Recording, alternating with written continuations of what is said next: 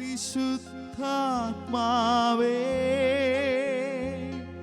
എന്നിൽ നിറയണമേ,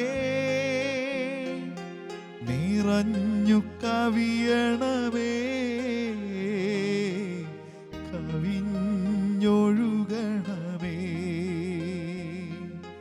പുതിയൊരു ജനനം നൽകും പരിശുദ്ധാത്മാവേ, പുതിയൊരു ശക്തിയിലുണരാ കൃപ നീ ചൊരിയണമേ.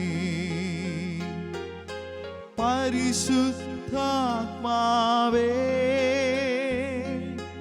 എന്നിൽ നിറയണമേ, നിറഞ്ഞു കവിയണമേ, കവിഞ്ഞൊഴുകണമേ. യേശുവിലേറെ പ്രിയമുള്ളവരെ, നമ്മൾ ധ്യാനത്തിൻ്റെ 2-ാം ദിവസത്തിലേക്ക് കടക്കുകയാണ്. നമ്മൾ ഇന്നലെ സൂചിപ്പിച്ചു വിശുദ്ധ മർക്കോസിൻ്റെ സുവിശേഷത്തിലെ ആ സൗഖ്യത്തിൻ്റെ അനുഭവം. എങ്ങനെയാണ് ഈശോ ഈ മനുഷ്യനെ സൗഖ്യത്തിലേക്ക് നയിക്കുന്നത്? കൈകൾ വെക്കണമെന്നുള്ള ആഗ്രഹവുമായി ഒരു ബധിരനും മൂകനുമായ ഒരാളെ ഈശോയുടെ അടുക്കൽ കൊണ്ടുവരുമ്പോൾ ഈശോ ആദ്യം ചെയ്ത നടപടികൾ നമ്മൾ ഇന്നലെ ശ്രവിക്കുകയുണ്ടായി. ജനക്കൂട്ടത്തിൽ നിന്നും അവനെ കർത്താവ് കൈക്ക് പിടിച്ച് പുറത്താക്കുകയാണ്. ജനക്കൂട്ടത്തിൽ നിന്നും മാറുന്ന ഈ ചെറുപ്പക്കാരനെ ഈശോ പിന്നീട് നയിക്കുന്നത്, ഈശോയുടെ 2-ാമത്തെ നടപടിക്രമം അവൻ്റെ ചെവികളിൽ വിരലുകൾ ഇട്ടു എന്നാണ്. ചെവികളിൽ വിരലുകൾ ഇടുകയാണ്. പ്രിയരെ, കർത്താവ് അങ്ങനെ അവൻ്റെ ചെവികളിൽ വിരലുകൾ ഇടുമ്പോൾ അവനെ ദൈവത്തെ കേൾക്കുവാനായിട്ട് സഹായിക്കുകയാണ്. സൗഖ്യത്തിലേക്ക് നയിക്കുന്ന ഒരു കർമ്മത്തിൽ ദൈവത്തെ കേൾക്കുക വളരെ പ്രധാനപ്പെട്ട കാര്യമാണ്. നമുക്കൊക്കെ അറിയാം, ഇന്ന് നമ്മുടെ സാഹചര്യങ്ങൾ ദൈവത്തെ കേൾക്കുന്നതിനേക്കാൾ ഉപരി ലോകത്തെ കേൾക്കുന്ന ഒരു അന്തരീക്ഷമാണ്.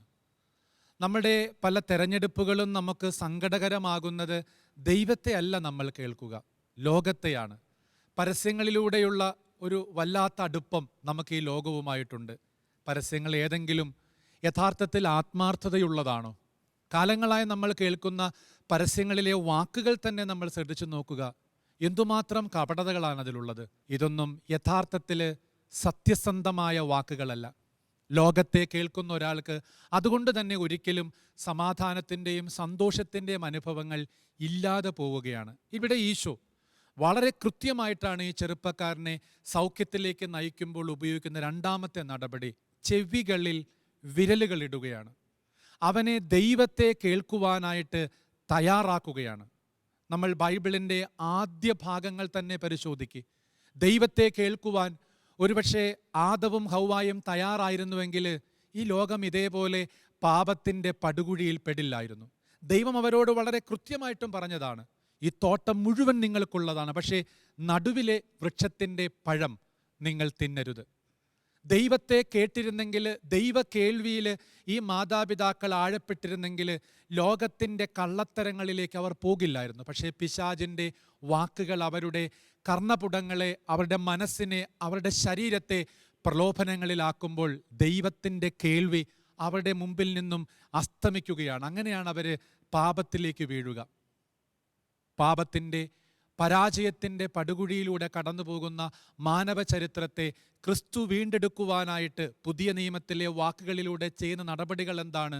ലോകത്തെ ജാഗ്രതയോടെ സമീപിക്കണമെന്നാണ്.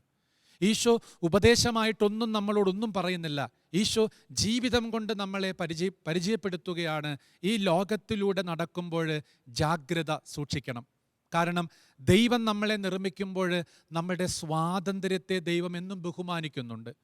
നീ നന്മയും തിന്മയും ചെയ്യുമ്പോൾ ദൈവം നിൻ്റെ സ്വാതന്ത്ര്യത്തെ ഒരിക്കലും ഹനിക്കുന്നില്ല. ദൈവത്തെ കേൾക്കുന്നവർക്ക് ലോകത്തെ പ്രണയിക്കുവാൻ പറ്റത്തില്ല. വിശുദ്ധ വചനങ്ങളിൽ മോശയുടെ ചരിത്രമൊക്കെ എന്താ നമ്മളോട് പറയുക?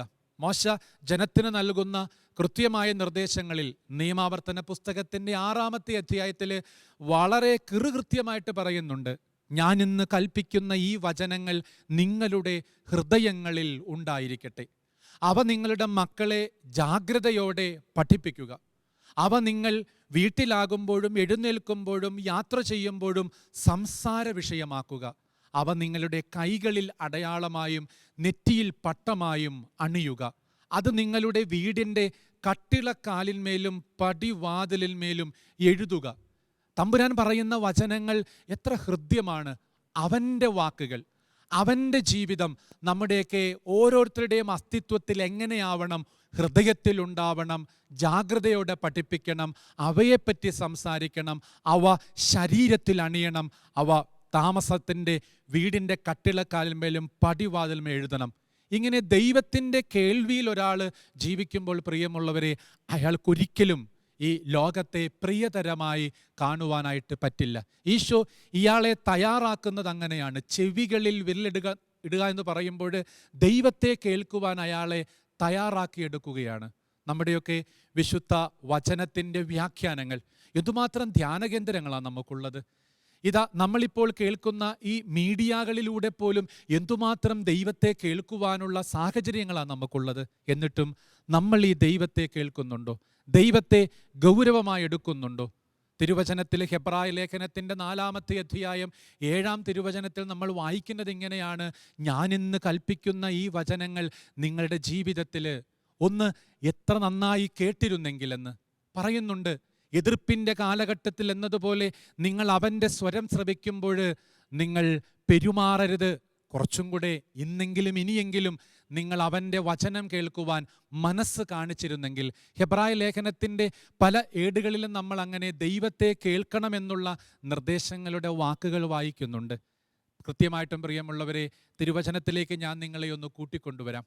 കുറച്ചും കൂടെ ആഴമേറിയ ഒരു സൗഖ്യത്തിലേക്ക് നമ്മൾ എങ്ങനെയാണ് നയിക്കപ്പെടുന്നത് എന്നുള്ളത് ഒന്ന് വ്യക്തമാക്കുവാനായിട്ട് പഴയ നിയമത്തിലെ ഒരു റബേക്കായെ ഞാനൊന്ന് പരിചയപ്പെടുത്താം. ഈ റബേക്ക എന്ന് പറയുന്ന ഒരാളെ വിശുദ്ധ താളുകൾ പരിചയപ്പെടുത്തുന്നത് പ്രാർത്ഥനയിൽ തെളിയുന്ന ഒരു പെൺകുട്ടിയായിട്ടാണ്. കാരണം അബ്രാഹത്തിൻ്റെ ദാസൻ തൻ്റെ ഇസഹാക്ക് എന്ന് പറയുന്ന മകനു വേണ്ടി ഒരു വിവാഹ ആലോചനയുമായിട്ട് പോകുന്ന രംഗം. അബ്രാഹാം പറയുന്നു ദാസനോട്, എൻ്റെ മകന് പെണ്ണ് കണ്ടെത്തുമ്പോൾ നീ എൻ്റെ ചാർച്ചക്കാരിൽ നിന്നും ഒരു പെൺകുട്ടിയെ കണ്ടെത്തണം. ഇയാൾ ആ നിർദ്ദേശപ്രകാരം പോകുമ്പോൾ അയാളുടെ പ്രാർത്ഥിക്കുന്ന ഒരു സമയമുണ്ട്. തമ്പുരാനെ, എനിക്ക് ദാഹിക്കുന്നു.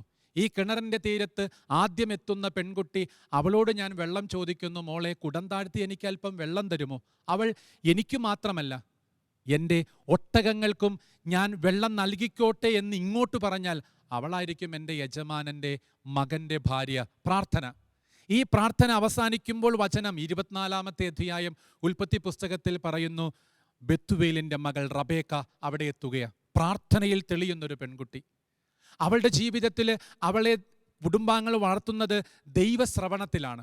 അതുകൊണ്ട് തന്നെ പ്രിയരെ, ഈ റബേക്കായുടെ തുടർന്നുള്ള യാത്രകൾ മുഴുവനും ദൈവഹിതം അത് കേൾക്കാനായിരുന്നു. ദൈവഹിതം അത് കേൾക്കാനായിരുന്നു അവൾ പ്രാർത്ഥിച്ചത്. 25-ാമത്തെ അധ്യായത്തിൽ അവൾക്ക് മക്കളുണ്ടാവാതിരുന്ന സാഹചര്യത്തിൽ പ്രാർത്ഥനയിലൂടെ 2 കുഞ്ഞുങ്ങളുണ്ടാകുന്നുണ്ട്. ഈ കുഞ്ഞുങ്ങൾ അകത്തു വെച്ചു തന്നെ മത്സരത്തിലും മൽപ്പിടുത്തത്തിലുമാകുമ്പോൾ ഈ പെൺകുട്ടി ദൈവത്തിൻ്റെ സന്നിധിയിൽ പ്രാർത്ഥിക്കുന്നത് ഇങ്ങനെയാണ്: കർത്താവേ, അകത്തു വെച്ചു തന്നെ ഇവരിതാ പ്രശ്നത്തിലാണ്, അങ്ങനെയെങ്കിൽ എൻ്റെ സ്ഥിതി എന്താകും? പ്രാർത്ഥന അതാണ്. കൃത്യമായിട്ടും അവൾ തൻ്റെ അവസ്ഥ തമ്പുരാൻ്റെ മുമ്പിൽ വെക്കുകയാണ്. നമ്മളാണെങ്കിൽ അവസ്ഥ പങ്കുവെക്കുക മാത്രമല്ല, നമ്മുടെ ആപ്ലിക്കേഷനും കൂടെ അങ്ങോട്ട് വെക്കും.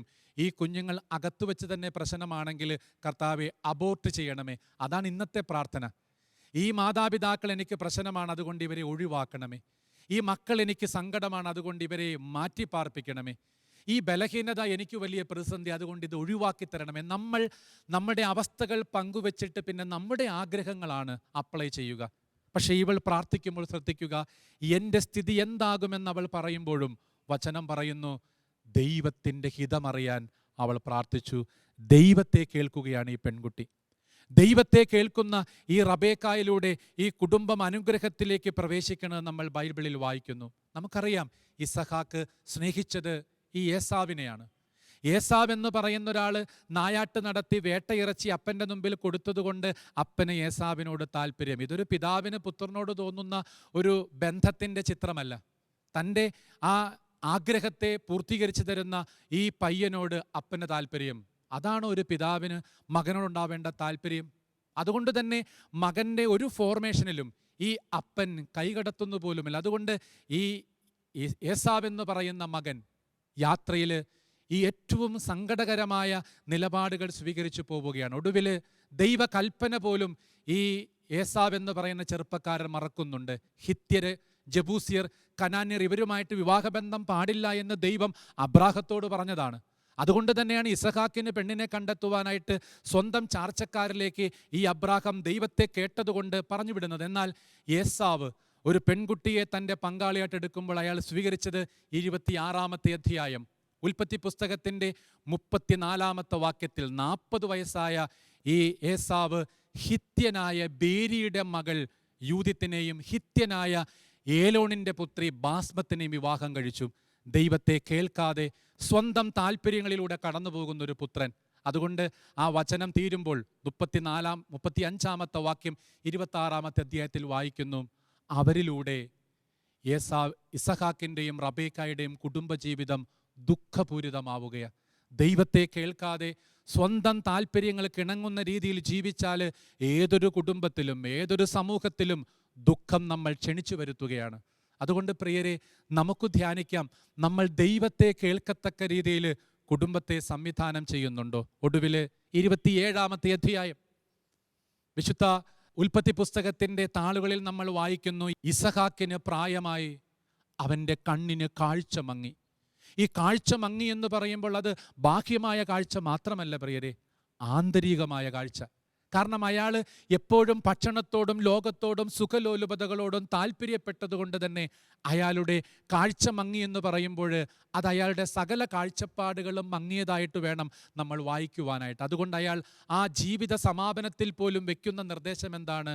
ഏസാവ്, നീ വയലിലേക്ക് പോയി നായാട്ട് നടത്തി വേട്ടയിറച്ചി കൊണ്ടുവന്ന് ഇഷ്ടപ്പെട്ട രുചികരമായ ഭക്ഷണമാക്കി അപ്പൻ്റെ മുമ്പിൽ വെക്കേ, അപ്പൻ നിന്നെ അനുഗ്രഹിക്കാം. അനുഗ്രഹിക്കാൻ ആഗ്രഹിക്കുമ്പോഴും അയാൾക്ക് തൻ്റെ ആ ശരീരസുഖത്തിന് വേണ്ടിയാണ് അയാൾ ആഗ്രഹിക്കുന്നതും അയാൾ നിർദ്ദേശങ്ങൾ നൽകേണ്ടതും. ഇവിടെയാണ് പ്രിയമുള്ളവരെ 27-ാമത്തെ അധ്യായം 5-ാമത്തെ വാക്യം. ആ വാക്ക് സകല കുടുംബാംഗങ്ങളും ഇപ്പോൾ നിങ്ങളുടെ കൈകളിൽ ബൈബിൾ ഉണ്ടെങ്കിൽ ഒന്ന് തുറന്നു വെച്ച് വായിക്കണം. ആ വചനം വളരെ ശ്രദ്ധേയമാണ്. വചനത്തിൽ വായിക്കേണ്ടത് ഇങ്ങനെയാണ്, ഇസഹാക്ക് ഏസാവിനോട് പങ്കുവെക്കുന്നത് റബേക്ക കേൾക്കുന്നുണ്ടായിരുന്നു. ഇതാണ് പ്രിയമുള്ളവരെ ആത്മീയത എന്ന് പറയുക. തൻ്റെ കുടുംബത്തിൻ്റെ സകല സാഹചര്യങ്ങളെയും കേൾക്കത്തക്ക രീതിയിൽ ജീവിതത്തിൽ ഇന്ദ്രിയങ്ങൾ ഉറപ്പിച്ച ഒരു വിശുദ്ധയായ സ്ത്രീ. ഇന്ന് ഇവിടെ ഇരിക്കുന്ന നമ്മളോടൊപ്പം ഈ ഒരു ശുശ്രൂഷയിൽ പങ്കെടുക്കുന്ന എത്ര കുടുംബാംഗങ്ങൾ ഇങ്ങനെയൊരു കേൾക്കുന്ന ക്വാളിറ്റി ഡെവലപ്പ് ചെയ്യുന്നുണ്ട്? എൻ്റെ വീട്ടിലോട്ട്, എൻ്റെ മക്കളിലോട്ട്, എൻ്റെ കുടുംബാംഗങ്ങളിലോട്ട്, എൻ്റെ പങ്കാളിയിലേക്ക് ലോകം കടന്നു വരുന്നു, ഗൂഢാലോചനകൾ അരങ്ങേറുന്നു, ലോകത്തിൻ്റെ ഒരുപാട് അഴുക്ക് ചാലുകൾ എത്തിച്ചേരുന്നു. ശ്രദ്ധയോടുകൂടെ കുടുംബത്തെ കൈകാര്യം ചെയ്യുന്ന എത്ര മാതാപിതാക്കൾ, മക്കളുണ്ട്? ഇവിടെയാണ് റബേക്ക അനന്യയാവുക. അവളുടെ പൊസിഷൻ യുണീക്ക്നെസ്സായി മാറുക. കാരണം അവൾ ഇത് കേൾക്കുന്നുണ്ടായിരുന്നു. അതുകൊണ്ട് ആ കേൾവി അവളെ കൃത്യമായ ചില നടപടികളിലേക്ക് നയിക്കുന്നുണ്ട്, കൃത്യമായ നടപടികളിലേക്ക്. കാരണം അവൾ അവിടെ വെച്ച് ചിന്തിക്കുകയാണ്, ഏത് മകനാണ് അനുഗ്രഹിക്കപ്പെടേണ്ടത്? രണ്ടും ഈ പെൺകുട്ടിയുടെ മക്കളാണ്. ഉദരത്തിൽ വെച്ച് തന്നെ പ്രോബ്ലം ഉണ്ടാക്കിയ മക്കളാണ്. ഈ മക്കൾക്ക് വേണ്ടി പ്രാർത്ഥിക്കുമ്പോഴും ദൈവഹിതം നിറവേറട്ടെ എന്ന് പ്രാർത്ഥിച്ചവൾ. അതുകൊണ്ട് ദൈവത്തെ ശ്രവിക്കുന്ന ഒരു പെൺകുട്ടിയാണ് റബേക്ക. ആ റബേക്ക പ്രാർത്ഥിക്കുന്നത് പോലും എന്താണ്? ഇതിൽ ഏത് മകനാണ് അനുഗ്രഹിക്കപ്പെടേണ്ടത്? ദൈവം കൊടുക്കുന്ന വിവേചനം, യാക്കോബ്. അതുകൊണ്ട് യാക്കോബിനെയാണ് പിന്നീട് ഈ റബേക്ക തൻ്റെ അനുഗ്രഹത്തിൻ്റെ മകനാക്കി മാറ്റുവാനായിട്ട് കാര്യങ്ങൾ ക്രമീകരിക്കുക. അവൾ എങ്ങനെയാണ് ഈ മകനെ ക്രമീകരിക്കുക? ദൈവത്തെ കേട്ടുകൊണ്ടാണ് ക്രമീകരിക്കുക. അതുകൊണ്ട് ഈ ഇടയനായ യാക്കോബിനോട് പറയുന്നുണ്ട്, നീ ആട്ടിൻകൂട്ടിൽ നിന്നും 2 ആടുകളെ കൊണ്ടുവാ, ആട്ടിൻകൂട്ടിൽ നിന്നും 2 ആടുകളെ കൊണ്ടുവാ, ഞാൻ അതിനെ അപ്പൻ ഇഷ്ടപ്പെട്ട രുചികരമായ ഭക്ഷണമാക്കി തരാം. അപ്പൻ പ്രതീക്ഷിക്കേണ്ടത് ആട്ടിറച്ചിയല്ല, കാട്ടിറച്ചിയാണ്. പക്ഷെ എന്നിട്ടും നമ്മൾ തിരുവചനത്തിൽ വായിക്കുന്നു ഈ സ്ത്രീയുടെ വാക്കുകൾ, ആട്ടിറച്ചി കാട്ടിറച്ചിയാക്കി തരാമെന്നുള്ളത്. ഇതൊക്കെയാണ് പ്രിയമുള്ളവരെ പ്രാർത്ഥനയുടെ, ദൈവത്തെ കേൾക്കുന്നവരുടെയൊക്കെ അടിസ്ഥാനപരമായ ഉറപ്പ്. ഈശോ തന്നെ പറയുന്നില്ലേ, ഈ മരം പിഴുത് കടലിൽ ഉറയ്ക്കാൻ പറഞ്ഞാൽ വിശ്വാസിയുടെ ജീവിതം സംഭവിക്കുമെന്ന്. ഈശോ തന്നെ പറയുന്നില്ലേ, ഈ മലയോട് ഇവിടുന്ന് അകന്നു പോകാൻ പറഞ്ഞാൽ മാറിപ്പോകുമെന്ന്. അടിയുറച്ച് വിശ്വസിക്കുന്നവർക്ക്, ദൈവത്തെ കേൾക്കുന്നവർക്ക് കൃത്യമായിട്ടും ഈ സംഭവങ്ങളൊക്കെ അരങ്ങേറും. അതുകൊണ്ട് കാര്യങ്ങളൊക്കെ ഇങ്ങനെ മകനോട് പറയുമ്പോൾ ഈ മകൻ പറയുന്നൊരു സങ്കടമുണ്ട്. അമ്മച്ചി, കാര്യമൊക്കെ ശരിയാണ്, താൻ കബളിപ്പിക്കപ്പെടുകയാണെന്ന് എങ്ങാനും ഈ പ്രിയപ്പെട്ട അപ്പൻ തിരിച്ചറിഞ്ഞാൽ അനുഗ്രഹത്തിന് പകരം ശാപമായിരിക്കില്ലേ? കൊച്ചിൻ്റെ ആന്തലാണ് അമ്മയോട് പങ്കുവെക്കുന്നത്. അയാൾ പറയുന്നുണ്ട്, അപ്പൻ എന്നെ തൊട്ടു നോക്കുകയും താൻ കബളിപ്പിക്കപ്പെടുകയാണെന്ന് അറിയുകയും ചെയ്താൽ അനുഗ്രഹത്തിന് പകരം ശാപം. പ്രിയമുള്ളവരെ, ദൈവത്തെ കേൾക്കുന്ന ഈ റബേക്ക മോനോട് പറയുന്നൊരു വാക്കുണ്ട്, ശാപം അമ്മച്ചി സ്വീകരിച്ചോളാം, ഇതിനു വേണ്ടുന്ന എല്ലാ ദുരന്തങ്ങളും അമ്മ ഏറ്റെടുത്തോളാം. ദൈവത്തെ കേൾക്കുന്നവർക്ക് ഏതൊരു ദുരന്തവും ഏറ്റെടുക്കുവാനുള്ള ആർജവമുണ്ടാകും. കർത്താവ് ഈ മനുഷ്യൻ്റെ ചെവികളിൽ വിരലുകൾ ഇടുക എന്ന് പറയുമ്പോൾ ഇന്നും തിരുവചനത്തിലൂടെ നമ്മുടെ കുടുംബാംഗങ്ങളുടെ ചെവികളിലേക്ക് തമ്പുരാൻ വിരലുകൾ പതിപ്പിക്കുന്നുണ്ട്. എന്തിനാണ് ദൈവം ഈ പതിപ്പിക്കുന്നത്? ദൈവത്തെ കേൾക്കാൻ, ദൈവത്തിൻ്റെ വഴിയിലൂടെ സഞ്ചരിക്കാൻ, ദൈവത്തിൻ്റെ ആഗ്രഹങ്ങളെ ഈ കാലഘട്ടത്തിൽ പൂർത്തീകരിക്കാൻ. ഇത് ദൈവത്തിൻ്റെ ആഗ്രഹമാണ്. അത് കേൾക്കുവാൻ ഓരോ വചനവും ഓരോ കൂദാശകളും ഒരു വ്യക്തിയെ തയ്യാറാക്കുന്നുണ്ട്. നമ്മുടെ ജീവിതത്തെ വ്യക്തിപരമായിട്ടൊന്ന് വിലയിരുത്താം. അങ്ങനെ ദൈവത്തെ കേട്ടാൽ ഈ സ്ത്രീ റബേക്ക പറയണത് പോലെ നമുക്കും അനുഗ്രഹങ്ങളുടെ വക്താക്കളാകുവാനായിട്ട് പറ്റും. വചനത്തിലെ റബേക്ക പറയുന്നു, ഈ ശാപം എൻ്റെ മേലായിക്കൊള്ളട്ടെ. എന്നിട്ട് ഈ കാര്യങ്ങളൊക്കെ നിർവഹിക്കുകയാണ്. ദൈവത്തെ കേൾക്കുന്ന ഈ റബേക്ക എന്ന സ്ത്രീ ആദ്യം ചെയ്യുന്നത് യാക്കോബിന് ഏസാവിൻ്റേതെന്ന് പറയുന്ന ഒരു രോമക്കുപ്പായം, റബേക്കയുടെ കസ്റ്റഡിയിലുണ്ടായിരുന്ന ആ കുപ്പായം യാക്കോബിനെ അണിയിക്കുകയാണ്. ആദ്യം തന്നെ ഈ പയ്യനെ റെഡിയാക്കുവാൻ, മേക്കപ്പ് ചെയ്യുവാനുള്ള ശ്രമത്തിലാണ് ഈ അമ്മച്ചിയുടെ കാര്യ നടപടികളെല്ലാം. ഏസാവിൻ്റെ രോമക്കുപ്പായം കൊണ്ട് അയാളെ പൊതിഞ്ഞു. രണ്ടാമത്, അപ്പൻ തൊടാൻ സാധ്യതയുള്ള കയ്യിലും കഴുത്തിലും ഏസാവിൻ്റേതുപോലെ രോമങ്ങൾ വെച്ച് പിടിപ്പിക്കുകയാണ്. വളരെ കൃത്യതയോടുകൂടിയാണ് ഈ സ്ത്രീ മകനെ തയ്യാറാക്കുന്നത്. എന്നുവെച്ചാൽ ലോകത്തിലേക്ക് പ്രവേശിക്കുന്ന ഈ പുത്രൻ ലോകത്തിൻ്റെ ഒരു അപകടങ്ങളിലും പെടാതിരിക്കുവാൻ ദൈവത്തെ കേൾക്കുന്ന അമ്മ ഈ കൊച്ചിനെ തയ്യാറാക്കുന്നത് ഒരു കുപ്പായം അണിയിക്കുകയാണ്. എന്നുവെച്ചാൽ പുതിയ കുടുംബങ്ങളിലും മക്കളുടെ ജീവിതത്തിലേക്ക് മാതാപിതാക്കൾ ഒരു കൂദാശയുടെ കുപ്പായം അണിഞ്ഞു വിടുവാനായിട്ട് തയ്യാറാകുന്നുണ്ട്. ശരിയാണ്, നമ്മുടെയൊക്കെ കുടുംബ പശ്ചാത്തലങ്ങളിലൊക്കെ സംഭവിക്കുന്നുണ്ട്. ചെറിയ നാളുകൾ മുതൽ മരിക്കുവോളം 7ഓളം കൂദാശകൾ കൊണ്ട് നമ്മൾ പൊതിയപ്പെടുന്നുണ്ട്. പക്ഷേ അത് വെറും ആചരണത്തിൽ മാത്രമാണോ ഒതുങ്ങുന്നത് എന്നുള്ളത് വ്യക്തിപരമായി നമ്മൾ ധ്യാനിക്കേണ്ടതാണ്. ആചരണം മാത്രമാണോ അതോ അത് കുറച്ചും കൂടെയൊക്കെ ഗൗരവമാകുന്നുണ്ടോ? ഒരു കുമ്പസാരത്തിലേക്ക്, ഒരു കുർബാനയിലേക്ക് മക്കളെ യാത്രയാക്കുമ്പോൾ നിങ്ങൾ അവരെ ലോകത്തിൽ പൊതിഞ്ഞു പിടിക്കുകയാണ്. ഇസ്രായേൽക്കാരെ ദൈവമായ കർത്താവ് നയിക്കുമ്പോൾ പകൽ ഒരു മേഘത്തൂണ്, രാത്രിയിൽ ഒരു അഗ്നിസ്തംഭം എന്ന് പറയുമ്പോൾ ദൈവ സാന്നിധ്യം കൊണ്ട് ഇവരെ അപകടരഹിതമായി നയിക്കുന്ന ദൈവത്തെയാണ് കാണുക. അങ്ങനെയെങ്കിൽ ആ ദൈവം ഇന്ന് ക്രിസ്തു എന്ന് പറയുന്ന വലിയ സാന്നിധ്യത്തിലൂടെ നമ്മളിലേക്ക് പ്രവേശിക്കുന്നത് കൗദാശിക ജീവിതത്തിലൂടെയാണ്. കൂദാശകളാൽ നമ്മുടെ മക്കൾ പൊതിയപ്പെടുന്നുണ്ടോ? അതുപോലെ സുഹൃതങ്ങൾ വെച്ച് പിടിപ്പിക്കുന്ന ഒരു കുടുംബ സംവിധാനം നമുക്കുണ്ടോ? ലോകം തൊടാൻ സാധ്യതയുള്ള ഇടങ്ങളിൽ സുഹൃതങ്ങൾ വെച്ച് പിടിപ്പിക്കുവാനായിട്ട് നമ്മുടെയൊക്കെ കുടുംബ സാഹചര്യങ്ങൾക്ക് സാധ്യതയുണ്ടോ? അങ്ങനെ പോയാൽ നമ്മുടെ മക്കൾ ലോകത്തിൽ അനുഗ്രഹങ്ങളുടെ വക്താക്കളാകും. ഇവിടെ ഈ യാക്കോബ്, തയ്യാറാക്കപ്പെട്ട യാക്കോബ് അമ്മയുടെ നിർദ്ദേശത്താൽ ഇസഹാക്കിലേക്ക് പോവുകയാണ്.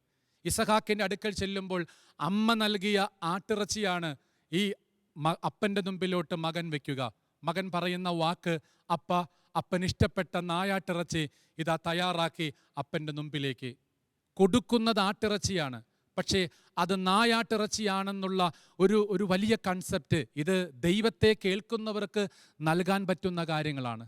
ദൈവത്തെ കേൾക്കുന്നവർക്ക്. നിങ്ങൾ സുവിശേഷങ്ങൾ വായിക്കുമ്പോൾ ഒരു പിശാചുബാധിതനായ കുഞ്ഞിനെ രക്ഷപ്പെടുത്തുവാൻ കഴിയാതെ പരാജയപ്പെടുന്ന അപ്പസ്തോലന്മാരുടെ കഥയുണ്ട്. വിശുദ്ധ മർക്കോസിൻ്റെ സുവിശേഷം 9-ാമത്തെ അധ്യായത്തിലാണ് നമ്മളത് വായിക്കുക. 9 പേർ ചേരുന്ന ആ കൂട്ടായ്മയിൽ ഈ പിശാചു ബാധിച്ച പയ്യനെ സുഖപ്പെടുത്താൻ കഴിഞ്ഞില്ല. 3 പേരുമായി ഈശോ താബോർ എന്ന ഗിരിമുകളിലായിരുന്നു. താബോർ വിട്ട് ഈ 3 ശിഷ്യന്മാർക്കൊപ്പം താഴെ വരുമ്പോൾ 9 പേർ പരാജയപ്പെട്ടതിൻ്റെ കഥകളാണ് ഈശോ കേൾക്കുന്നത്. അതുകൊണ്ട് തന്നെ ഈ പരാജയപ്പെട്ട 9 പേരിലൂടെ ഈശോയുടെ ജീവിതത്തിൽ ഒരു സാധാരണക്കാരന് സംശയം പോലും ഉണ്ടായി. അയാൾ വന്ന് ആപ്ലിക്കേഷൻ വെക്കണത് എങ്ങനെയാ? കർത്താവേ, എൻ്റെ മകൻ്റെ മീതെ നിൻ്റെ ശിഷ്യന്മാർ കലാപരിപാടികളൊക്കെ ചെയ്തു, കൊച്ചു ചാവാറായി. എന്തെങ്കിലും ചെയ്യാൻ നിനക്ക് കഴിയുമെങ്കിൽ, എന്തെങ്കിലും ചെയ്യാൻ നിനക്ക് കഴിയുമെങ്കിൽ എന്ന് ഈശോയുടെ മുമ്പിൽ ഈ മനുഷ്യൻ പങ്കുവെക്കുമ്പോൾ ഈശോ ഞെട്ടിപ്പോയിട്ട് പറയുന്നൊരു വാക്കുണ്ട്, കഴിയുമെങ്കിലെന്നോ. കഴിയുമെങ്കിലെന്നോ. വിശ്വസിക്കുന്നവന്, ദൈവത്തെ കേൾക്കുന്നവന് എല്ലാം സാധ്യമാണ്. പ്രിയമുള്ളവരെ, നമ്മുടെയൊക്കെ കുടുംബങ്ങളിൽ വന്നു ചേർന്നിരിക്കുന്ന ഈ ലോകത്തെ ചെറുത്ത് തോൽപ്പിക്കാൻ, ഈ ലൗകികതയെ, ഈ ജഡികതയെ, ഈ ലഹരി സംസ്കാരത്തെ ഒന്ന് മാറ്റി നിർത്തുവാനായിട്ട് നമുക്കുള്ള തുറവി, സാധ്യത എന്ന് പറയുന്നത് ദൈവത്തെ കേട്ടുകൊണ്ടുള്ള ഒരാത്മീയ ജീവിതമാണ്. ഇവിടെ ഇസഹാക്കിൻ്റെ മുമ്പിൽ ഏസാവിനെ പോലെ അണിഞ്ഞൊരുങ്ങി നിൽക്കുന്ന ഒരു യാക്കോബ് പറയുന്നു, അപ്പൻ ഇഷ്ടപ്പെട്ട ഭക്ഷണം തയ്യാർ. അപ്പം അയാളുടെ സംശയങ്ങളൊക്കെ നമ്മൾ തുടർന്ന് വായിക്കുന്നുണ്ട്. ഈ നാടകത്തിൻ്റെ ഇടവേളയിൽ നമ്മളെയൊക്കെ അത്ഭുതപ്പെടുത്തുന്ന രീതിയിൽ ഈ ഇസഹാക്ക് പങ്കുവെക്കുന്നൊരു വാക്കുണ്ട്, സ്വരം യാക്കോബിൻ്റേതാ, ശരീരം ഏസാവിൻ്റേതാ. അയാൾക്ക് മകനെ തിരിച്ചറിയാൻ പറ്റുന്നില്ല. ലോകത്തെ കേട്ടുപോകുന്നവർക്ക് തിരിച്ചറിവുകൾ കുറയും. തിരിച്ചറിവുകൾ കുറയുകയാണ് ഈ മനുഷ്യന്. ലോകത്തെ കേൾക്കുന്നവർക്ക് തിരിച്ചറിവുകൾ കുറയും. അതുകൊണ്ട് തന്നെ അയാൾക്ക് അയാളുടെ ആഗ്രഹപ്രകാരമൊന്നും കാര്യങ്ങളെ ക്രമീകരിക്കാൻ പറ്റുന്നില്ല. എന്നാൽ ദൈവത്തെ കേൾക്കുന്നവർക്ക് ദൈവാനുഗ്രഹങ്ങൾ പ്രാപിക്കുവാനും പറ്റും. ദൈവത്തിൻ്റെ പദ്ധതി അനുസരിച്ച് വിളിക്കപ്പെട്ടവർക്ക്, ദൈവത്തിൻ്റെ വിളിയോട് ചേർന്ന് ജീവിക്കുന്നവർക്ക് ഈ യാത്രയിൽ ദൈവാനുഗ്രഹങ്ങളുടെ അടയാളങ്ങളായി തീരുവാൻ കഴിയും. ഒടുവിൽ യാക്കോബ് എന്ന് പറയുന്ന ഒരാളെ ഇസഹാക്ക് അനുഗ്രഹിച്ചു വിടുകയാണ്. ഇവിടെ നിങ്ങൾ വായിക്കുന്നത് ഒരു റബേക്ക കേൾക്കുന്നുണ്ടായിരുന്നു. ലോകത്തെയും ദൈവത്തെയും വിവേചനാപൂർവം കേൾക്കുന്ന ഒരു റബേക്കായിലൂടെ ദൈവത്തിൻ്റെ പദ്ധതി ആ കുടുംബത്തിൽ അരങ്ങേറുകയാണ്. പ്രിയരെ, നമുക്ക് നമ്മുടെ വിശുദ്ധ വചനത്തിലേക്ക് തന്നെ വരാം. യേശു ഈ ബധിരനും മൂകനുമായ ചെറുപ്പക്കാരനെ സൗഖ്യപ്പെടുത്തുമ്പോൾ വയ്ക്കുന്ന രണ്ടാമത്തെ നടപടി ദൈവത്തെ കേൾക്കുവാൻ അയാളെ തയ്യാറാക്കിയെടുക്കുകയാണ്. ദൈവത്തെ കേട്ട് ഒരു ദൈവത്തിൻ്റെ ആവർത്തനമായി മാറുന്നിടത്താണ് നമ്മളും സൗഖ്യങ്ങളിലേക്ക് പ്രവേശിക്കുക. പഴയ നിയമത്തിലെ മോശയെ നമുക്കറിയാം. ഹോറെബ് എന്ന കുന്നിൻ്റെ മീതെ ദൈവത്തെ കേട്ട് ദൈവാനുഗ്രഹത്തിൻ്റെ ആൾരൂപമായി ദൈവത്തിൻ്റെ ആഗ്രഹത്തെ പൂർത്തീകരിക്കുവാനായിട്ട് ഇറങ്ങിപ്പുറപ്പെടുന്ന മോശ. ഫറവോയുടെ മുമ്പിലൊക്കെ അയാൾ നിന്നുകൊണ്ട് ദൈവത്തിൻ്റെ സാന്നിധ്യമായി അടയാളങ്ങൾ പ്രവർത്തിച്ചു കൂട്ടുന്ന ബൈബിളിലെ ഒരുപാട് രംഗങ്ങൾ. ഒരു വടി കൊണ്ട് അയാൾ എന്തുമാത്രം അത്ഭുതങ്ങളാണ് ചെയ്യുക. ഈ ജനത്തെ വിടുതൽ പ്രാപിപ്പിക്കുന്ന ശുശ്രൂഷ മുതൽ അവരെ ഒരു ജനതയാക്കി രൂപപ്പെടുത്തി ഇസ്രായേൽ ജനമായി രൂപപ്പെടുത്തുന്ന ഈ സമൂഹത്തെ വാഗ്ദാന നാട്ടിലേക്ക് നയിക്കുന്ന മോശ. ഈ മോശ ദൈവത്തിൻ്റെ ഒരു വലിയ അടയാളം, വടി കൊണ്ടുള്ള ഒരുപാട് അത്ഭുതങ്ങൾ ചെയ്ത് കടന്നു പോകുന്ന യാത്ര വചനങ്ങളിൽ നമ്മൾ വായിക്കുന്നുണ്ട്. ഏതായാലും വടിപ്രയോഗങ്ങളൊക്കെ ഒടുവിൽ അയാൾ മാറ്റുകയാണ്. ഈ ജനം അമലോക്യരുമായിട്ട് യുദ്ധം ചെയ്യുമ്പോൾ അയാൾ വടി കൊണ്ടല്ല പിന്നെ കാര്യങ്ങളൊക്കെ ക്രമീകരിക്കുക. അയാൾ പിന്നെ കരങ്ങൾ വിരിച്ചു എന്ന് പറയുന്ന ഒരു തലത്തിലൊക്കെ നമ്മൾ ബൈബിൾ വായിക്കുന്നുണ്ട്. അതിൻ്റെ അർത്ഥം എന്താണ്? കരങ്ങൾ വിരിച്ച് നിൽക്കുന്ന ഒരു മോശ എന്ന് പറയുമ്പോൾ അയാൾ അടയാളങ്ങൾ വിട്ട് തൻ്റെ ശരീരത്തെ തന്നെ ദൈവത്തിൻ്റെ സാന്നിധ്യമായി അനുഭവിക്കുകയാണ്. അയാൾ വടിപ്രയോഗങ്ങളൊക്കെ നിർത്തുകയാണ്. ജനം കയ്പ് നിറഞ്ഞ ജലത്തിന് മുമ്പിൽ നിൽക്കുമ്പോൾ അയാൾ ഒരു മരക്കഷ്ണം ഉരുട്ടിയിട്ട് ആ ജലത്തെ മധുരിപ്പിക്കുന്നത് നമ്മൾ വായിക്കുന്നുണ്ട്. ജനം ഒരു ഭക്ഷണത്തിന് വേണ്ടി ആഗ്രഹിക്കുമ്പോൾ ദൈവനടയിൽ പ്രാർത്ഥിച്ച് ഭക്ഷണം താഴേക്ക് പെയ്തിറക്കുന്നുണ്ട്. അവർക്ക് വെള്ളത്തിൻ്റെ ഷോർട്ടേജ് വരുമ്പോൾ പാറയിൽ വടി കൊണ്ടടിച്ച് ആ മനുഷ്യൻ ജലാശയം തീർക്കുന്നുണ്ട്. പക്ഷേ ആ ആദ്യ നടപടികളൊക്കെ പടിപടിയായിട്ട് മാറി പിന്നെ അയാൾ സ്വന്തം ശരീരത്തിൽ ദൈവത്തെ അനുഭവിക്കുകയാണ്. ഒരു ആത്മീയതയുടെ വളർച്ച മോശയുടെ ജീവിതത്തിൻ്റെ സമാപനമാകുമ്പോൾ നമ്മൾ കാണുക, പടിപടിയായിട്ട് വളർന്ന് ദൈവത്തെ അയാൾ എവിടെയും കേൾക്കത്തക്ക രീതിയിൽ തയ്യാറാക്കപ്പെടുന്നുണ്ട്. അതുകൊണ്ട് മോശയുടെ കരങ്ങൾ വിരിഞ്ഞു നിന്ന ഓരോ സമയത്തും നമ്മൾ ബൈബിളിൽ വായിക്കുന്നു, ഇസ്രായേൽക്കാർ വിജയത്തിൻ്റെ തീരങ്ങളിലാണ് നിൽക്കുക. പ്രിയരെ, വിശുദ്ധ സുവിശേഷങ്ങൾ പോലും വായിക്കുമ്പോൾ ഈശോ തൻ്റെ അപ്പസ്തോലന്മാരോട് പറയുന്നുണ്ട്, പോകരുത്, അടങ്ങി ഒതുങ്ങിയിരിക്ക്, ദൈവത്തെ കേട്ട് ദൈവത്തെ അനുഭവിച്ച് നിങ്ങൾ ശക്തി ധരിക്കാൻ പറയുന്ന രംഗങ്ങൾ. ഈ അപ്പസ്തോലഗണം അനുസരിക്കാതെ പോയതിൻ്റെ കഥകളൊക്കെ യോഹന്നാൻ്റെ സുവിശേഷം 21 അധ്യായത്തിൽ വായിക്കുന്നുണ്ട്. യോഹന്നാൻ്റെ സുവിശേഷം 21 അധ്യായത്തിൽ ഈ വാക്കുകൾക്ക് കൃത്യമായ ഒരു പ്രതിബദ്ധത ചേർത്ത് വെക്കാതെ പോകുമ്പോൾ വലയിറക്കുന്ന 7 അപ്പസ്തോലന്മാർക്ക് ഒരു പൊടിമീൻ പോലും കിട്ടാതെ തീരമണയേണ്ടി വരുന്ന ഒരു സങ്കടാവസ്ഥയുണ്ട്. ഒരു പൊടി മീൻ പോലും കിട്ടാതെ തീരമണയേണ്ടി വരുന്ന ഒരു ദുഷ്കരമായ അവസ്ഥ.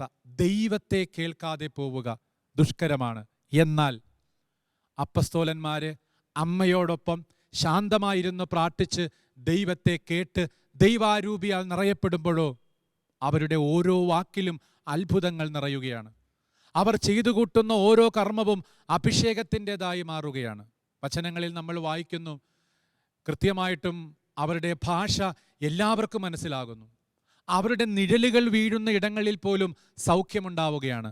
ഒരുപക്ഷെ ആദിമ സമൂഹത്തിൻ്റെ വിശ്വാസത്തിൻ്റെ അടിസ്ഥാനം എന്ന് പറയുന്നത് പോലും യോഹന്നാൻ്റെ ലേഖനത്തിൽ നമ്മൾ വായിക്കുന്നുണ്ട്, ഞങ്ങൾ കണ്ണുകൾ കൊണ്ട് കണ്ടത്, ഞങ്ങൾ കാതുകൾ കൊണ്ട് കേട്ടത്, ഞങ്ങൾ ഹൃദയം കൊണ്ട് അനുഭവിച്ചത് നിങ്ങളോട് പറയുന്നു. പ്രിയമുള്ളവരെ, ആദിമ സഭാ കുടുംബത്തിൻ്റെ അനുഗ്രഹമെന്ന് പറയണത് പോലും ഈ കൃത്യമായ കേൾവിയാണ്, ഈ കൃത്യമായ കാഴ്ചയാണ്. അതുകൊണ്ട് അപ്പസ്തോലന്മാരെ ഉൾക്കൊള്ളുവാനായിട്ട് ആദിമ സമൂഹത്തിന് കഴിഞ്ഞു. പ്രിയരെ, നമ്മുടെ കുടുംബത്തിലെ മാതാപിതാക്കൾക്ക് നമ്മുടെ മക്കളെ എന്തുകൊണ്ടാണ് നയിക്കുവാൻ പ്രയാസകരമാവുക? നമ്മുടെ മക്കളെ നയിക്കുവാൻ അവർക്ക് സാധിക്കാതെ പോകുന്നതിൻ്റെ പുറകിലെ കാരണം ഈ കൃത്യമായ കേൾവിയും കൃത്യമായ കാഴ്ചയും കൃത്യമായ അനുഭവവും മക്കളിലേക്ക് പങ്കുവയ്ക്കുവാൻ കഴിയുന്നില്ല. ക്രിസ്തുവിനെ നേരിട്ട് കേൾക്കുവാൻ മാതാപിതാക്കളെ, സഹോദരങ്ങളെ, നിങ്ങൾക്കുള്ള സാധ്യതകളെ എത്ര കണ്ട് നമ്മൾ ഉപയോഗിക്കുന്നുണ്ട്? നമുക്ക് ഒരുപാട് സാഹചര്യങ്ങൾ നമ്മളുടെ ഈ പുതിയ കാലഘട്ടത്തിൽ ദൈവം തയ്യാറാക്കുന്നുണ്ട്. എന്നിട്ടും നമ്മൾ എന്തേ ദൈവത്തെ കേൾക്കാതെ പോകുന്നത്?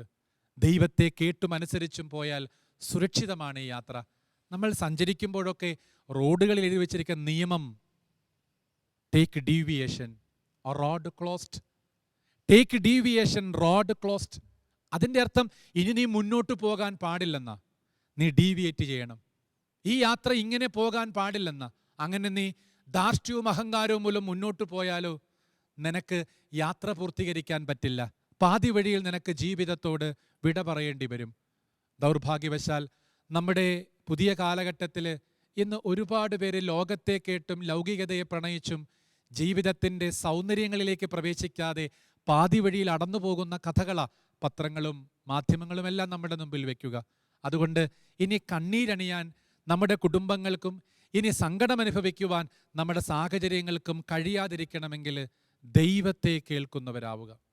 ദൈവത്തെ കേട്ടും ദൈവത്തെ അറിഞ്ഞും ദൈവികമായ അനുഗ്രഹങ്ങൾ പ്രാപിച്ചും നമുക്ക് ഈ ധ്യാന ജീവിതം തുടരാം.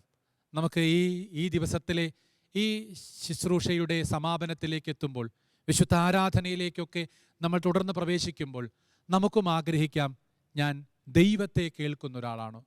ഞാൻ ദൈവികതയെ ഗൗരവമായി എടുക്കുന്ന ഒരാളാണോ? ഞാൻ ദൈവത്തിൻ്റെ വഴിയിലൂടെ സഞ്ചരിക്കുന്ന ഒരാളാണോ? ഓർമ്മിക്കുക പ്രിയമുള്ളവരെ, ഉൽപ്പത്തി പുസ്തകം 8:1 വാക്യം ഇങ്ങനെയാണ്, നോഹയെയും പെട്ടകത്തിലുള്ള സൃഷ്ടജാലങ്ങളെയും ദൈവം ഓർത്തു. ദൈവം ഓർത്തു എന്ന് പറയുമ്പോൾ അതാണ് ഈ സൗഖ്യം, രക്ഷ എന്ന് പറയുക. ഈ പെട്ടകത്തിലുള്ളവരെ, നോഹയെയും അതിലുള്ള ജീവജാലങ്ങളെയും ദൈവം ഓർത്തു എന്ന് പറയണമെങ്കിൽ അതിൻ്റെ കാരണം നോഹ ദൈവത്തെ കേട്ടു.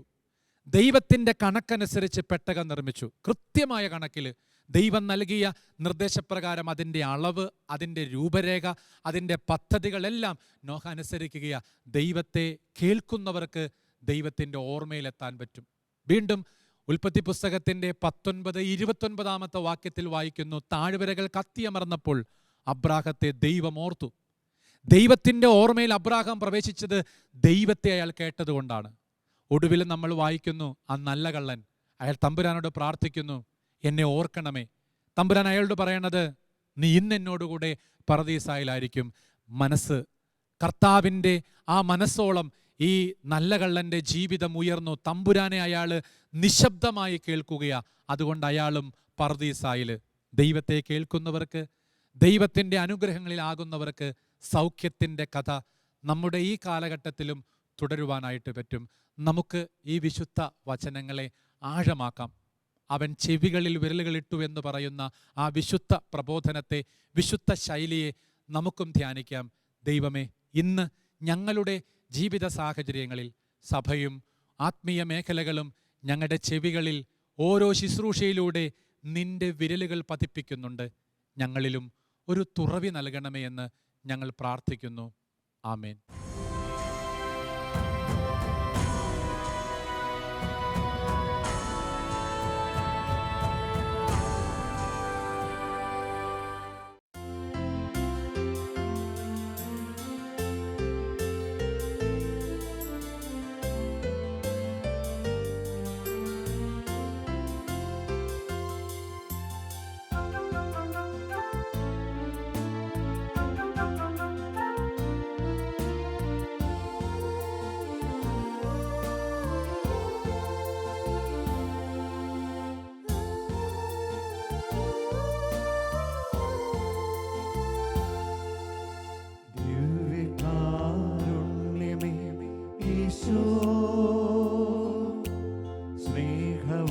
സ്നേഹവാത്സല്യമേ ഈശോ, എൻ്റെ നെഞ്ചിൻ്റെ താളം നീയല്ലോ, എൻ്റെ ശ്വാസത്തിൻ നാളം നീയല്ലോ. അടിയനിതാ തിരുമുൻപിൽ അലിവോടെ എന്നെ തൊടണേ, അതുമാത്രമാണെൻ്റെ ആശ. ദിവ്യകാരുണ്യമേ ഈശോ, സ്നേഹവാത്സല്യമേ ഈശോ, എൻ്റെ നെഞ്ചിൻ്റെ താളം നീയല്ലോ, എൻ്റെ ശ്വാസത്തിൻ താളം നീയല്ലോ. അടിയനിതാ തിരുമുൻപിൽ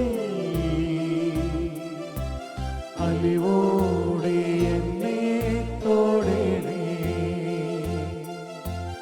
അതുമാത്രമാണെൻ്റെ ആശ.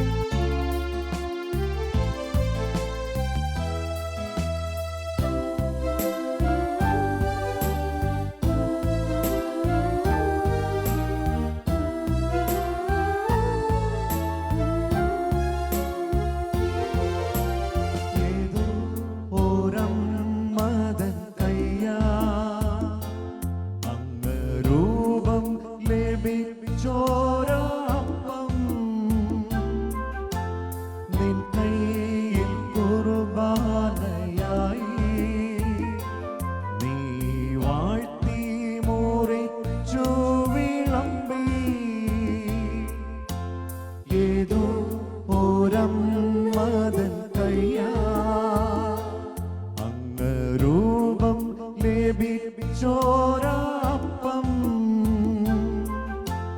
നിൻ കൈയിൽ കുർബാനയായി നീ വാഴ്ത്തി മുറിച്ചു വിളമ്പി. നാഥായ ഗേഹം അപ്പത്തെ അവിടുന്ന് ആശീർവദിച്ചിടണേ.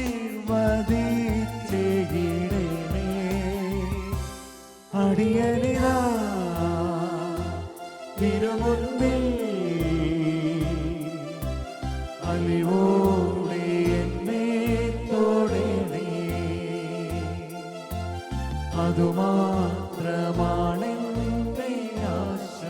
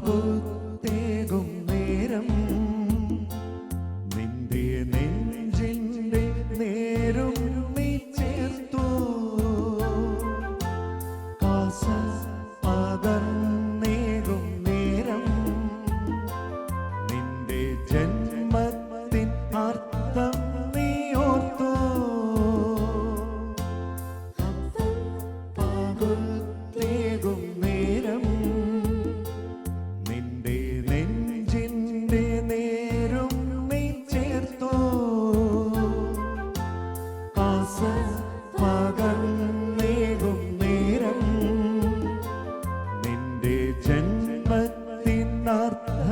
നീ ഓർത്തു. താതന്റെ സ്വപ്നത്തെ അത്താഴമേശയിൽ പ്രാണൻ പകർന്നു നീ കാത്തു. അടിയനിതാ തിരുമുൻപിൽ അലിവോടെ എന്നെ തൊടണേ. അതുമാത്രമാണെന്റെ ആശ. ദിവ്യകാരുണ്യമേ ഈശോ, സ്നേഹവാത്സല്യമേ ഈശോ, എന്റെ നെഞ്ചിന്റെ താളം നീയല്ലോ, എന്റെ ശ്വാസത്തിൻ താളം നീയല്ലോ. അടിയനിതാ തിരുമുൻപിൽ അലിവോടെ എന്നെ തൊടണേ. അതുമാത്രമാണെന്റെ ആശ. അലിവോടെ എന്നെ തൊടണേ. അതുമാത്രമാണെന്റെ ആശ. പരിശുദ്ധ പരമ ദിവ്യകാരുണ്യത്തിന് എന്നേരവും ആരാധനയും സ്തുതിയും പുകഴ്ചയും ഉണ്ടായിരിക്കട്ടെ. പരിശുദ്ധ പരമ ദിവ്യകാരുണ്യത്തിന് എന്നേരവും ആരാധനയും സ്തുതിയും പുകഴ്ചയും ഉണ്ടായിരിക്കട്ടെ. പരിശുദ്ധ പരമ ദിവ്യകാരുണ്യത്തിന് എന്നേരവും ആരാധനയും സ്തുതിയും പുകഴ്ചയും ഉണ്ടായിരിക്കട്ടെ. പവിത്രവും പരിശുദ്ധവുമായ ദൈവസാന്നിധ്യത്തിൻ്റെ മുമ്പിലാണ് നമ്മൾ. ആരൊക്കെ നിന്നെ മറന്നാലും എനിക്ക് നിന്നെ മറക്കാൻ പറ്റില്ല എന്ന് പറയുന്ന ദൈവത്തിൻ്റെ കൂടെ നീ എനിക്ക് പ്രിയങ്കരനും അമൂല്യനുമാണെന്നൊക്കെ നമ്മളെ എപ്പോഴും അനുഭവം കൊണ്ട് ഓർമ്മിപ്പിക്കുന്ന ഒരു തമ്പുരാൻ്റെ കൂടെ നമുക്ക് ഈ ആരാധനയിൽ ഒരുപാട് ആഗ്രഹങ്ങളും പ്രതീക്ഷകളും നിയോഗങ്ങളും സമർപ്പിച്ച് പ്രാർത്ഥിക്കാം. പ്രിയമുള്ളവരെ, നമുക്ക് ഈ വിശുദ്ധ സന്നിധിയിൽ എഴുന്നേറ്റു നിൽക്കാം. കർത്താവിൻ്റെ സന്നിധിയിൽ നമ്മൾ എഴുന്നേൽക്കുകയാണ്. എഴുന്നേൽക്കുക എന്നുള്ളതിൻ്റെ അർത്ഥം തന്നെ ഞാൻ ദൈവാഗ്രഹങ്ങൾക്ക് സന്നദ്ധനാണ് എന്നുള്ള പ്രഖ്യാപനമാണ്. ഞാൻ നിന്നെ ഈ ചുറ്റുവട്ടങ്ങളിൽ ആവർത്തിക്കാൻ തയ്യാറാണ് എന്ന് ഒരാൾ കർത്താവിൻ്റെ മുമ്പിൽ പ്രഖ്യാപിക്കുകയാണ് എഴുന്നേറ്റ് നിൽക്കുമ്പോൾ.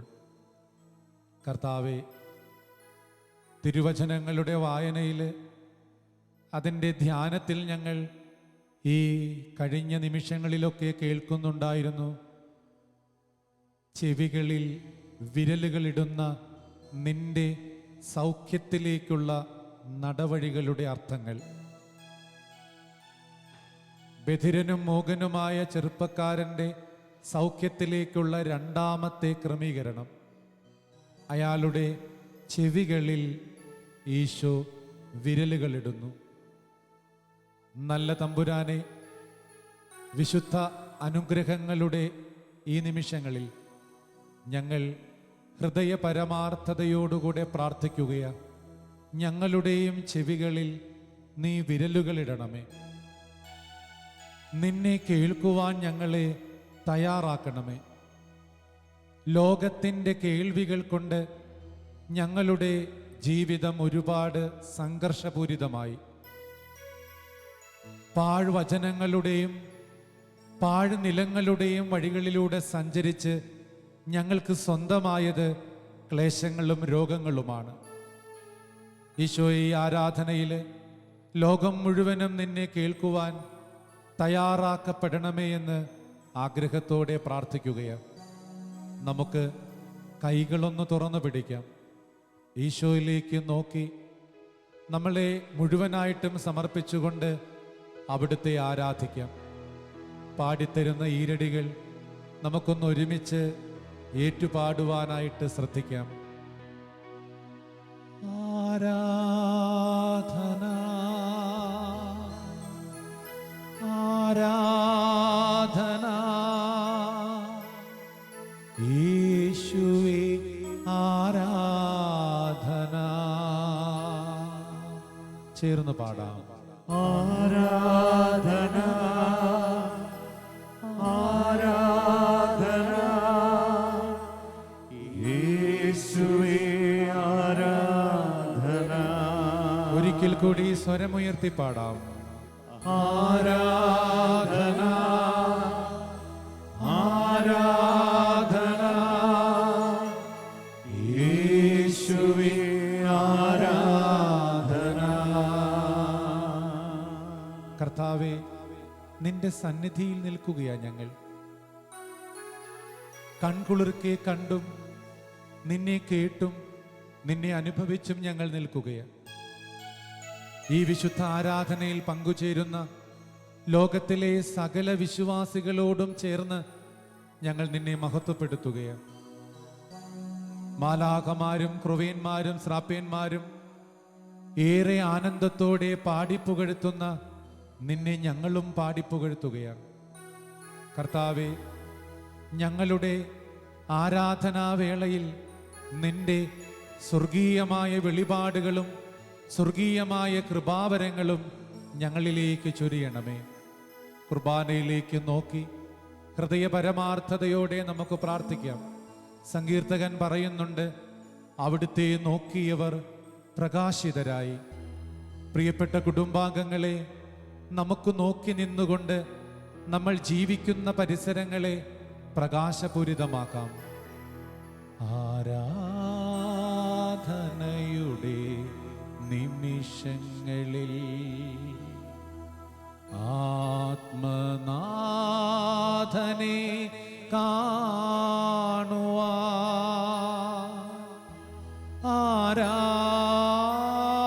ആരാധകരിവർ കാത്തിരിപ്പു. ആത്മനാഥനേശുവേ.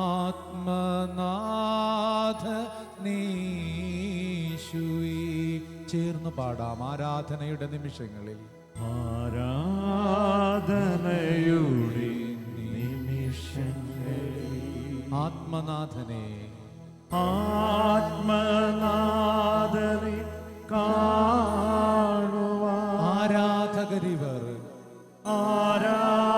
ആരാധകരിവർ കാത്തിരിപ്പു. ആത്മനാഥനേശുവേ. ആത്മനാഥനേശുവേ. ഇരുകരങ്ങളും ഉയർത്തി ആരാധന ആരാധന ആരാധന യേശുവേ. യേശുവേ ആരാധന. എല്ലാവരും ചേർന്ന് ആരാധന ആരാധന യേശുവേ ആരാധന. ഒരിക്കൽ കൂടി സ്വരമുയർത്തി ആരാധന ആരാധന യേശുവേ ആരാധന. കൈകൾ ഹൃദയത്തോട് ചേർക്കാം. കുർബാനയിലേക്ക് നമ്മളുടെ എല്ലാ ശ്രദ്ധയും നമുക്ക് ചേർത്ത് വയ്ക്കാം. സങ്കീർത്തനങ്ങളിൽ നമ്മൾ വായിക്കുന്ന ശ്രദ്ധേയമായൊരു വാക്കുണ്ട്. കർത്താവെ, നിന്റെ കൂടാരത്തിൽ ആര് വസിക്കും? നിന്റെ വിശുദ്ധഗിരിയിൽ ആര് വിശ്രമിക്കും? നിന്നോടുകൂടെ താമസിക്കുന്നത് വിശുദ്ധിയിലും വിശ്വസ്തതയിലും വിവേകത്തിലും വിനയത്തിലും വിവേചനത്തിലുമൊക്കെ ജീവിക്കുവാന്. നിന്നോടൊപ്പം താമസിക്കുമ്പോൾ ഞങ്ങൾ നിന്നെ കേൾക്കുന്നവരാവുകയാണ്.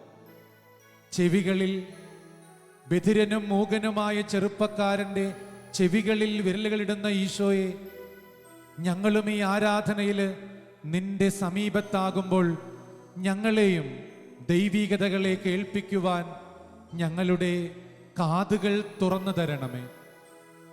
വചനത്തിൽ ഞങ്ങൾ ഇങ്ങനെയും ചില കാര്യങ്ങളാൽ ഞങ്ങളുടെ ജീവിതത്തെ ക്രമീകരിക്കുന്നുണ്ട്. നിന്റെ സന്നിധിയിലെ ഒരു നിമിഷത്തിൻ്റെ ശ്രേഷ്ഠത ലോകത്ത് താമസിക്കുന്ന 1000 മത്സരങ്ങളെക്കാൾ വളരെയധികം പ്രാധാന്യമുള്ളതാണെന്ന് ഞങ്ങൾ തിരിച്ചറിയുന്നു. കർത്താവേ, ലോകത്തിൽ നിന്നും ഞങ്ങളെ വിടുവിക്കണമേ. ദൈവത്തെ കേൾക്കുവാൻ ഞങ്ങളെ തയ്യാറാക്കണമേ. ഞങ്ങൾക്ക് വേണ്ടത് നിന്റെ മൊഴികൾ ശ്രവിക്കുവാനുള്ള കൃപയാണ്. ഞങ്ങൾ യോഹന്നാന്റെ സുവിശേഷത്തിലൂടെ ഇങ്ങനെ ഓർമ്മിപ്പിക്കപ്പെടുന്നുണ്ട്: ദൈവത്താൽ ആകർഷിക്കപ്പെടാതെ ആർക്കും ഈ സന്നിധിയിലെത്താൻ കഴിയില്ല എന്ന്.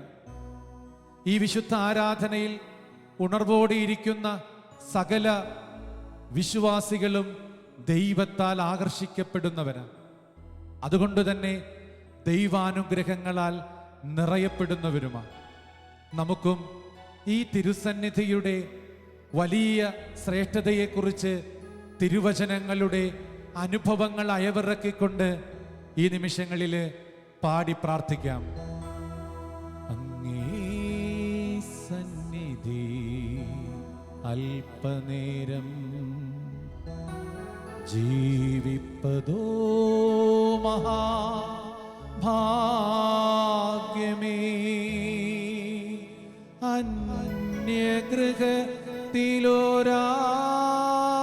അന്യഗൃഹത്തിലൊരായിരം നാൾ വാഴ്വതേ കാളെത്ര മോഹനം.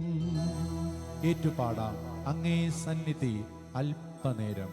അങ്ങേ സന്നിധി അല്പനേരം ജീവിപ്പതോ ജീവിപ്പതോ മഹാഭാഗ്യമേ. മഹാഭാഗ്യമേ.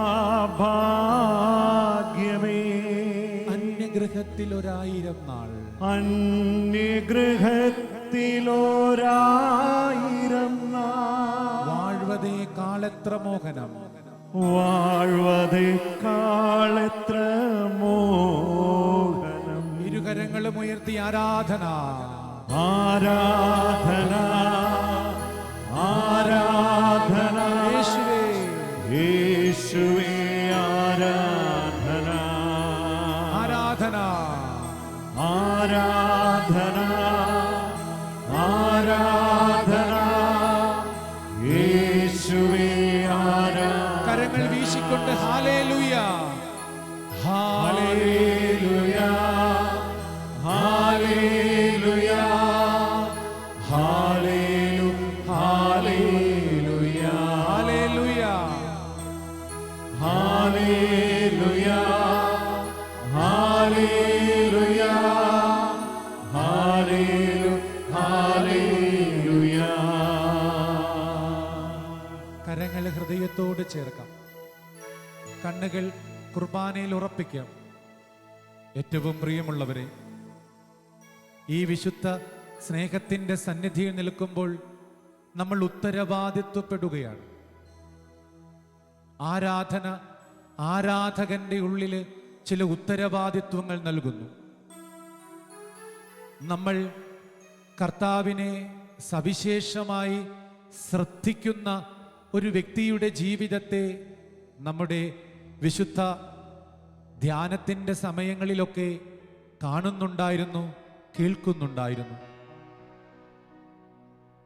റബേക്ക എന്ന് പറയുന്ന ആ സാന്നിധ്യം, ദൈവത്തെ കേൾക്കുന്ന ഒരു കുടുംബിനി, ആ ദൈവത്തെ കേട്ട് ഒരു വിവേചനത്തിലേക്ക് എത്തുന്ന ഒരമ്മ, ഏതു മകനാണ് അനുഗ്രഹിക്കപ്പെടേണ്ടതെന്ന് ദൈവഹിതപ്രകാരം നിശ്ചയിച്ച ഒരു സ്ത്രീത്വം.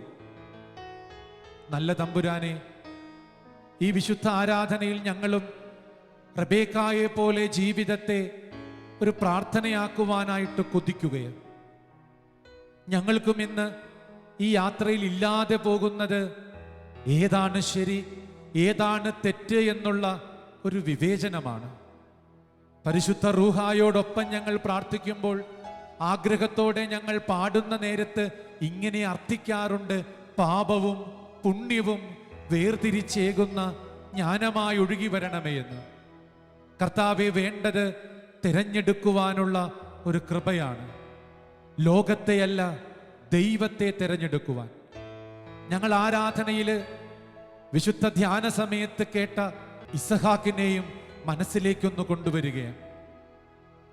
ഏതു നേരവും തൻ്റെ ശരീരത്തിൻ്റെ താല്പര്യങ്ങളുമായി ബന്ധപ്പെടുത്തി ജീവിക്കുന്ന ഇസഹാക്കിന് കണ്ണിന് കാഴ്ച മങ്ങിയെന്നൊക്കെ വായിക്കുമ്പോൾ അത് ബാഹ്യമായ കാഴ്ചപ്പാട് മാത്രമല്ലല്ലോ, ആന്തരികതയിലും അയാൾക്ക് മങ്ങിയ കാഴ്ചകളാണ്.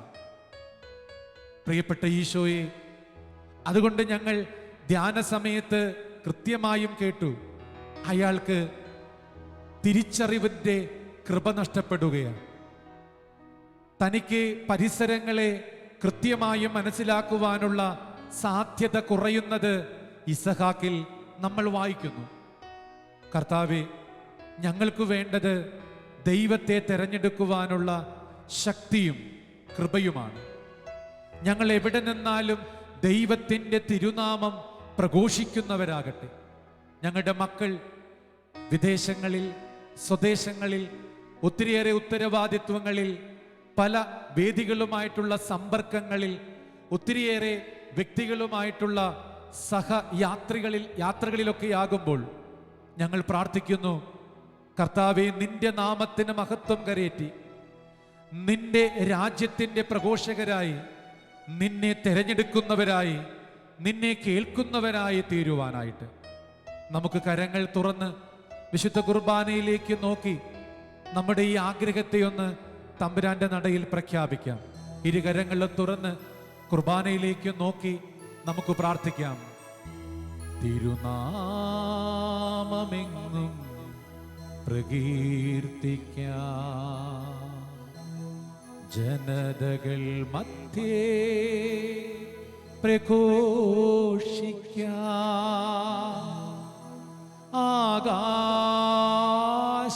ആകാശത്തോളം ഉയർന്നിടുന്ന സ്തോത്രഗീതം ഏറ്റുപാടിടാം. ചേർന്ന് പാടാം. തിരുനാമമെങ്ങും പ്രകീർത്തിക്കാം, തിരുനാമമെങ്ങും പ്രകീർത്തിക്കാം, ജനതകൾ മധ്യേ ജനതകൾ മധ്യേ പ്രഘോഷിക്കാൻ, പ്രഘോഷിക്കാം, ആകാശത്തോളം ആകാശത്തോളം ഉയർന്നിടുന്ന സ്തോത്രഗീതമേറ്റു പാടിടാം. സ്തോത്രഗീതം ഏറ്റുപാടിടാം.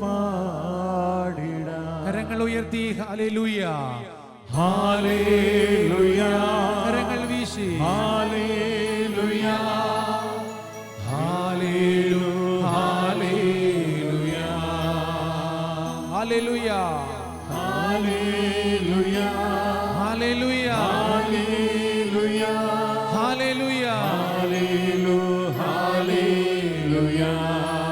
ആരാധന, ആരാധന, ആരാധന, യേശുവേ, യേശുവേ, ആരാധന, ആരാധന, ആരാധന, ആരാധന, ആരാധന, യേശുവേ, യേശുവേ, ആരാധന, ആരാധന, ആരാധന, ആരാധന, ആരാധന, യേശുവേ, യേശുവേ, ആരാധന. കൈകൾ കൂപ്പാം. വിശുദ്ധ കുർബാനയിലേക്ക് നോക്കി നിൽക്കാം. കർത്താവെ, ചെവികളിൽ വിരലിട്ട് ദൈവത്തെ കേൾക്കുവാൻ ഞങ്ങളെയും നീ ഒരുക്കണമേ. മാതാപിതാക്കളുടെ മൊഴികൾ മക്കളുടെ ചെവികളിൽ ഈശോയുടെ വിരലുകൾ തന്നെയാണ്. മക്കളുടെ ഹൃദയത്തിൻ്റെ ആന്തലുകൾ മാതാപിതാക്കളുടെ ഹൃദയത്തിൽ ദൈവം നൽകുന്ന ചില സൂചനകളാണ്. കുടുംബത്തിൻ്റെ സാഹചര്യങ്ങളിൽ രൂപപ്പെടുന്ന ചില സമ്മർദ്ദങ്ങൾ ചില ശ്രദ്ധകളിലേക്ക് നമ്മളെ ഓർമ്മിപ്പിക്കുകയാണ്. ഒക്കെ ദൈവം നമ്മളുടെ ചെവികളിൽ നിർദ്ദേശങ്ങളാകുന്ന അടയാളങ്ങളും നിമിഷങ്ങളും. നമുക്ക് ഈശോയുടെ സന്നിധിയിൽ മുട്ടുകുത്തി നിൽക്കാം, കൈകൾ കൂപ്പി നിന്ന് പ്രാർത്ഥിക്കാം. നല്ല തമ്പുരാനെ, ഞങ്ങളുടെ കുടുംബാംഗങ്ങളുടെ ചെവികൾ തുറക്കണമേ. ഞങ്ങളുടെ ഹൃദയങ്ങളിൽ നിന്റെ വിശുദ്ധ വചനത്തിൻ്റെ ആഴങ്ങൾ തീർക്കണമേ. ഞങ്ങളുടെ ശരീരങ്ങളെ ദൈവവചനത്തിൻ്റെ കേൾവിയാൽ പൊതിയണമേ. ഞങ്ങൾ ആ പഴയ നിയമത്തിൽ ദൈവമേ ഇസ്രയേൽക്കാരനെ അങ്ങ് നടത്തുന്ന ആ യാത്രാനുഭവത്തെ ഒന്ന് ഓർമ്മിക്കട്ടെ. പകൽ മേഘത്തൂണ്, രാത്രിയിൽ ദീപസ്തംഭം, വിശന്നപ്പോൾ അപ്പം, ദാഹിച്ചപ്പോൾ വെള്ളം. അവരുടെ യാത്രയിൽ എല്ലാ കാര്യങ്ങളും ക്രമീകരിച്ച ദൈവമേ, ഞങ്ങളുടെയും കൂടെ ഉണ്ടാകണമേ. നിന്നെ കേട്ടും നിന്നെ മനസ്സിലാക്കിയും ചുവടുകൾ വയ്ക്കുവാൻ ഞങ്ങളെ തയ്യാറാക്കണമേ. ഈശോയിലേക്ക് നോക്കി വിശുദ്ധ ആശീർവാദത്തിനായിട്ട് നമുക്ക് പ്രാർത്ഥിക്കാം. പരിശുദ്ധ ശരീരത്താലും വിലയേറിയ രക്തത്താലും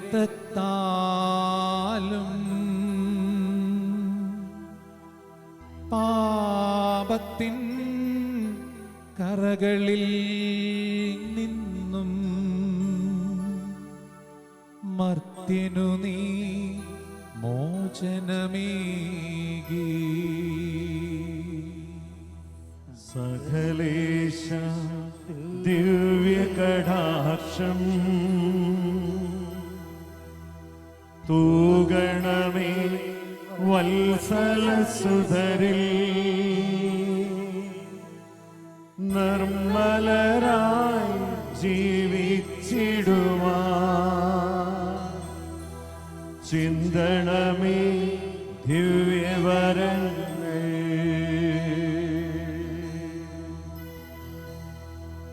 എന്റെ കർത്താവേ, എന്റെ ദൈവമേ,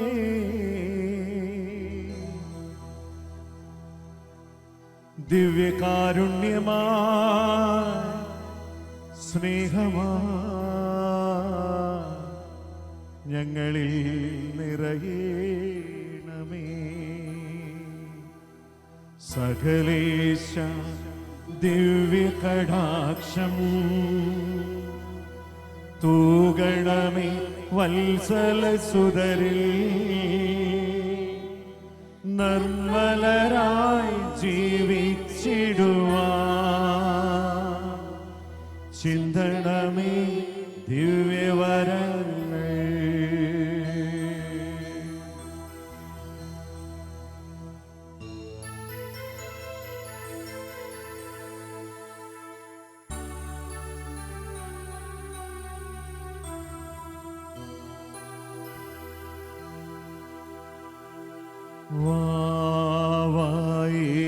യേശുനാഥ, വാവ സ്നേഹനാഥ,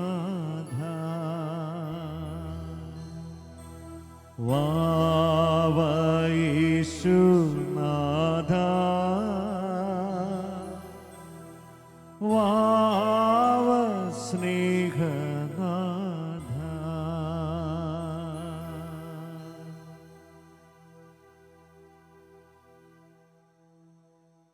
പരിശുദ്ധ പരമാ ദിവ്യകാരുണ്യത്തിന്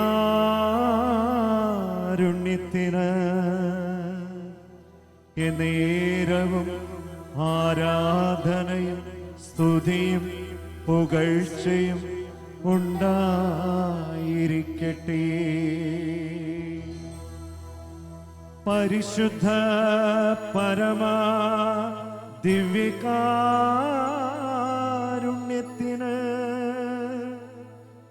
എന്നേരവും ആരാധനയും സ്തുതിയും പുകഴ്ചയും ഉണ്ടായിരിക്കട്ടെ. പരിശുദ്ധ പരമാ ദിവ്യകാരുണ്യത്തിന്